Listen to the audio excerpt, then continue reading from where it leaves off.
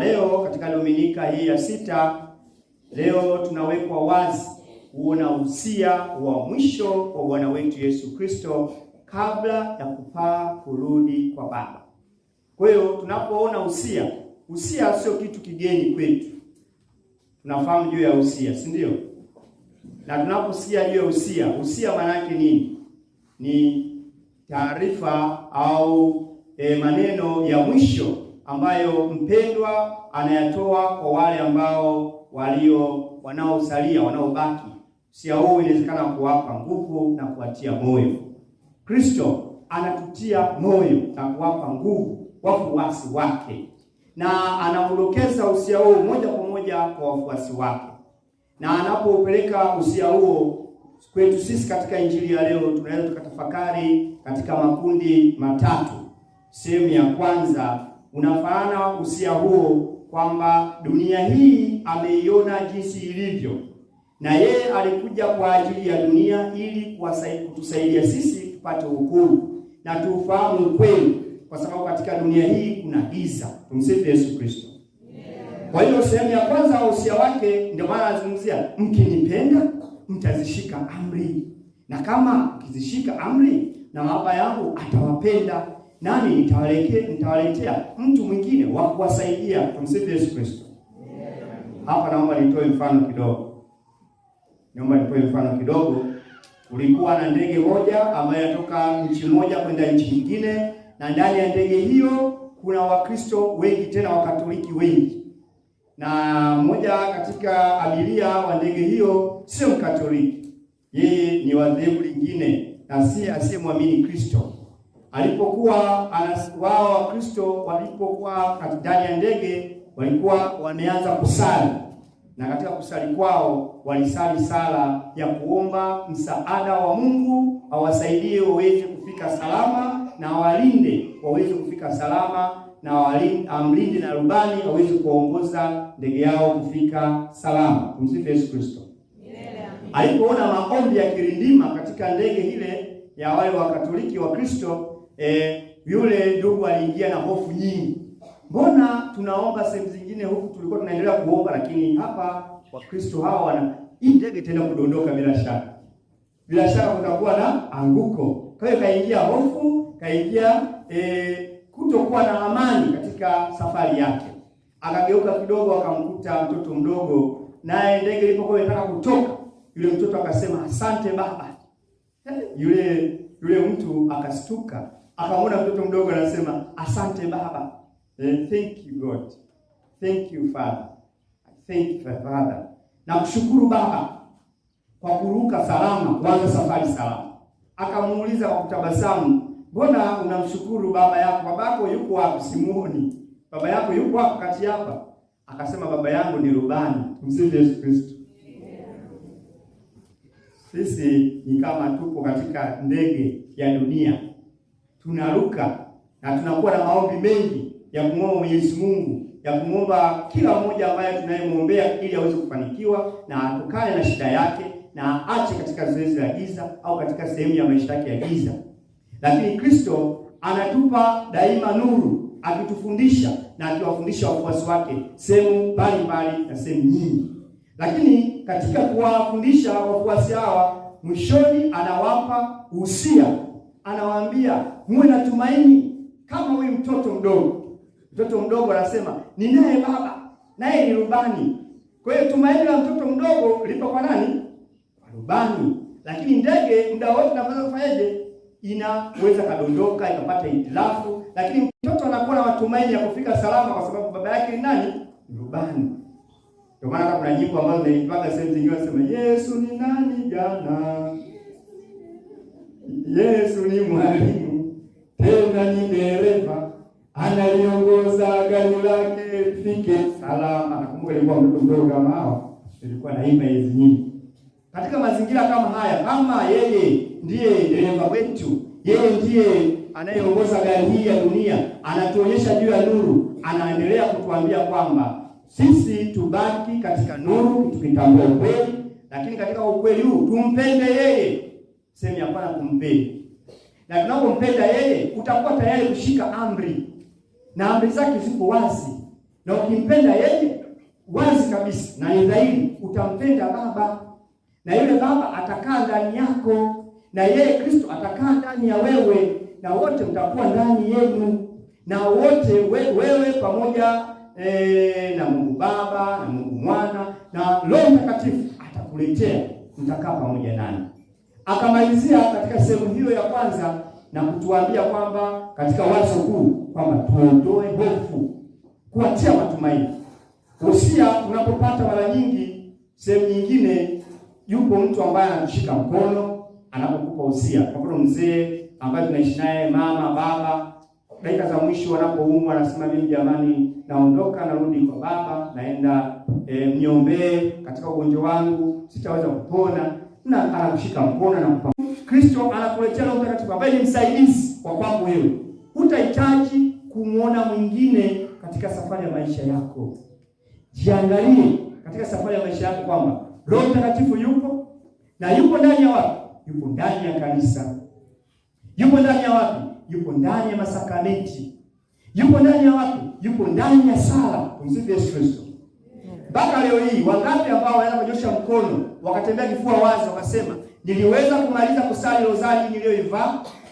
Mpaka leo tarehe ngapi leo jamani?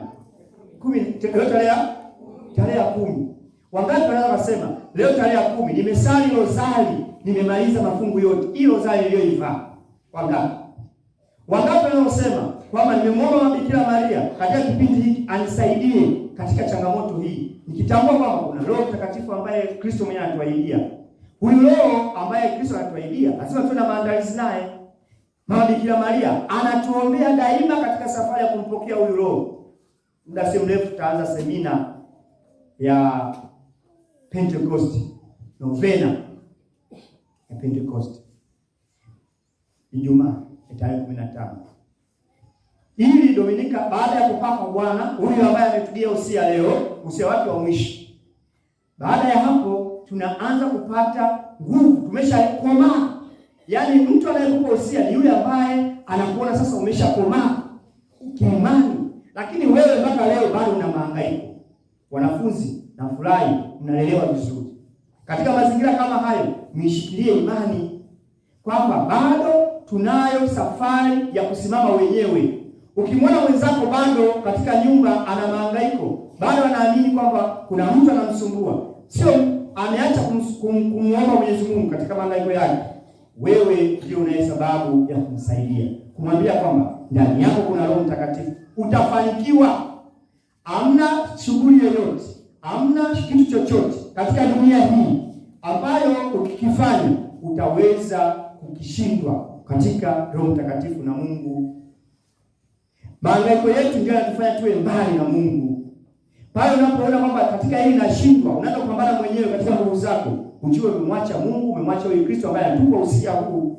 Tutambue tunapobatizwa tunampokea huyu Roho Mtakatifu, na huyu Roho Mtakatifu daima hata tuache yatima. Kutuacha yatima huyu Kristo hata tuache yatima ni maandalio ya kwamba uwe tayari kuona kwamba kuna nguvu ya Mungu bado inafanya kazi ndani yako. Usimame sasa. Unapoona tuna changamoto fulani, uwe tayari kuiweka wazi mbele ya Kristo, mbele ya sakramenti na mbele ya sala kwa maombezi ya Mama Bikira Maria. Mama Bikira Maria daima naye katika mwezi huu huyu mwana anapotupa safari ya kutupa usia kwamba anarudi kwa Baba kutuandalia makao na hata kuacha yatima, atatuletea Roho Mtakatifu. Huyu Mama Bikira Maria anakuwa mwombezi wetu sasa, kutusaidia sisi, kutupa nafasi. Wengi tuna rozari hapa, lakini jioni mkuti hata mmoja, unakuta wachache. Jioni uwezi kumwona mtu. Hata nyumbani kama unasema unasali nyumbani unasali saa ngapi? Unasema mimi ni mwanakwaya, hata tuimbe vizuri kwenye kwaya yetu, tumuombe Roho Mtakatifu atusaidie tupate mwalimu, tuwapate watu mbalimbali, watuongoze katika kupata fedha ili tuwezeshe katika kiuchumi, tuweze kukua vimema. Kama tusali rozari, saa ngapi tutaweza kupata mafanikio? Ni mahangaiko yetu. Kama padre usiposali, ngapi utapata mafanikio kuweza kuongoza vizuri katika kuwachunga? Tumuombe Mama Bikira Maria sasa anapotuongoza, tunapoendelea kumjua huyu Kristo, na huyu Kristo anapotufunulia, ambaye maombi yetu tunampelekea huyu mama mama huyu anampelekea huyu Kristo. Ili huyu Kristo anapoenda kwa Baba kutuandalia makao, huyu mama awe sehemu ya bahasha ya kutupelekea maombi yetu kwa Kristo, na tuwe tayari kumpelekea maombi yetu huyu mama, huyu Kristo aweze kutusaidia. Tunayo nafasi nyingine ambayo yeye mwenyewe ambaye anatupa nafasi ya kuona hiyo nuru, kwamba anatuletea Roho Mtakatifu. Na ndio maana Dominika ijayo, Dominika ya kupaa kwa Bwana, kwamba hii usia wake yeye anakwenda sasa kwenda kuzungumza na Baba. Anazungumza nini? Mimi na wewe tujue. Tunabii tuwe tayari kumpokea huyo Roho. Tuwe tayari kumpokea huyo Roho ambaye mgeni. Sisi sio yatima. Sasa uyatima wetu unaweza tukautengeneza sisi wenyewe kwa mazingira mbalimbali. Usio yatima. Uyatima wetu inawezekana pale tunapokuwa tunaona nguvu zetu kama wanafunzi, tukisoma sana, tunapofaulu tunasema nafaulu kwa sababu ya ubongo wangu niliokuwa nao. Basi pale unakuwa yatima. Lakini Kristo anasema siwaachi yatima. Uyatima wetu inawezekana tunapokuwa na biashara, tunaona biashara yetu haifanikiwi. Tunasema hii biashara imevamiwa. Na pale unakata tamaa. Pale unakuwa yatima. Uyatima wako unapoona kwamba ulilima mahindi yaliota vizuri, yalinyeshewa mvua vizuri, yalionyeshanika yalikuwa ya kijani, lakini leo hii yapo vigunzi tu, mahindi hajapata. Ukikata tamaa unakuwa yatima. Tumsifu Yesu Kristo. Kristo anasema hatuache yatima kwa sababu anatuletea mtu wa kutusaidia, Roho Mtakatifu. Pale tunapoona kwamba sisi tunakuwa yatima, ndani yetu tutambue kwamba anatuletea msaidizi. Kwa Kiingereza anaitwa helper. Kwa Kigiriki na Kinanio tunaweza kusema nani? Huyu ambaye Roho Mtakatifu. Kama hilo unaweza kuliweka katika mazingira makubwa zaidi, lakini katika mazingira yetu tungeweza kusema Roho Mtakatifu ni advocate, wakili kwetu, ambaye zamani alikuwa anasimama kama mwanasheria katika sehemu za mahakama.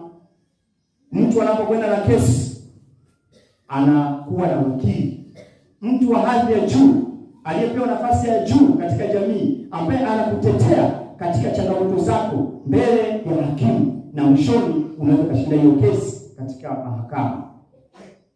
Huyo advocate ambaye Kristo anatuletea kwetu, kwamba daima huwezi kushindwa katika mahangaiko uliyokuwa nayo, na hajawaambia katika usia wale wafuasi kwamba mimi naondoka, kama anapokuwa mwenyekiti au mtu yeyote mwenye kikundi fulani. Tumsifu Yesu Kristo, ambaye anawaacha wale ambao wanaongoza, anawaambia mimi naondoka, yale niliyowafundisha myafuate na mtashinda. Mbinu zile endeleeni na hizo mbinu, mtashinda. Nimewacha nyinyi, nimeshaacha imara, naomba muendelee, na tumeshamaliza vita, kila kitu kimeshaweka sawa, mimi naondoka. Lakini usia wa Kristo ni kwamba katika maisha yetu bado tuna mapambano. Na ndio maana walipokuwa Yerusalemu, wafuasi hawa walipokuwa wanatangaza Kristo mfufuka, walikuwa wanateswa na kuweza kufungwa. Kikundi cha wafuasi kilitawanyika. Kitabu cha Matendo ya Mitume, huyu Filipo anasimuliwa leo akiwa katika nchi nyingine, jamii nyingine ya Wasamaria. Wale anawahubiria neno la Mungu. Anapokwenda kuhubiria neno la Mungu, wanamwongokea Mungu. Kumbe katika kuwa katika hali ya mahangaiko, ya mtawanyiko, huyu Roho Mtakatifu yupo katikati yetu. Kristo yupo katikati yetu. Katika mahangaiko ya familia zetu, huyu Roho Mtakatifu anakuwepo. Kumbe usibaki yatima. Unapokuwa yatima katika ugonjwa wako, ukasema mimi ugonjwa wangu huu na upambania, naenda Muhimbili, naenda Ifakara, naenda sehemu mbalimbali, naongea na daktari, unasahau kwamba ndani yako kuna Roho Mtakatifu, kuna Kristo na kuna Mungu Baba. Hapo Kristo anasema atakaa ndani yenu. Unapokuwa katika hali hiyo, utambua kabisa katika mahangaiko uliokuwa nayo, huyu Roho Mtakatifu yupo, utashinda na utakuwa na furaha. Tuna changamoto nyingi za kujikuta kwamba sisi ni yatima. Sisi ni yatima katika upweke tuliokuwa nao.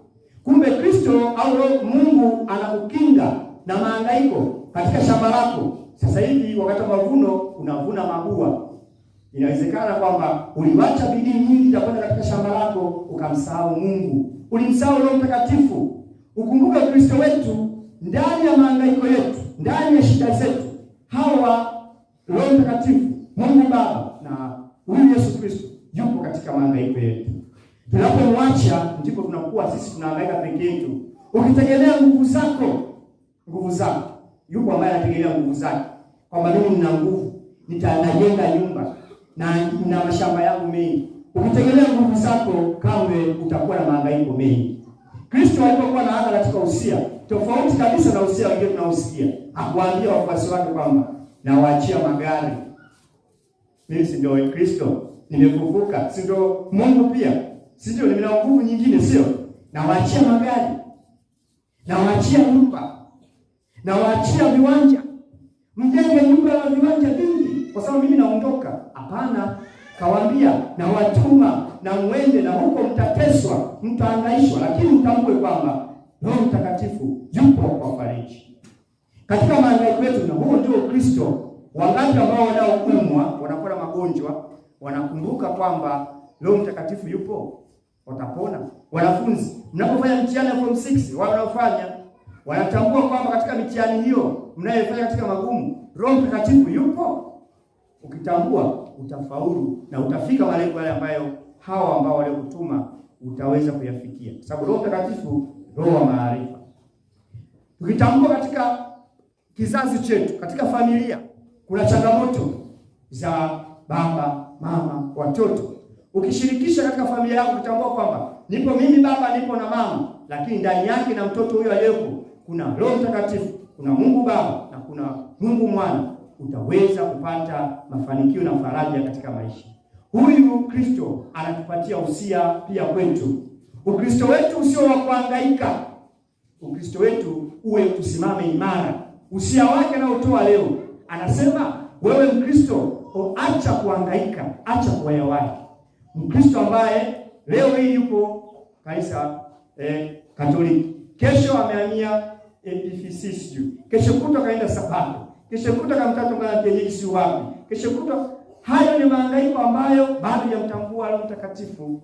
Mtambue Roho Mtakatifu katika safari ya maisha yako, utakuwa imara na daima atakupa faraja. Usijilinganishe.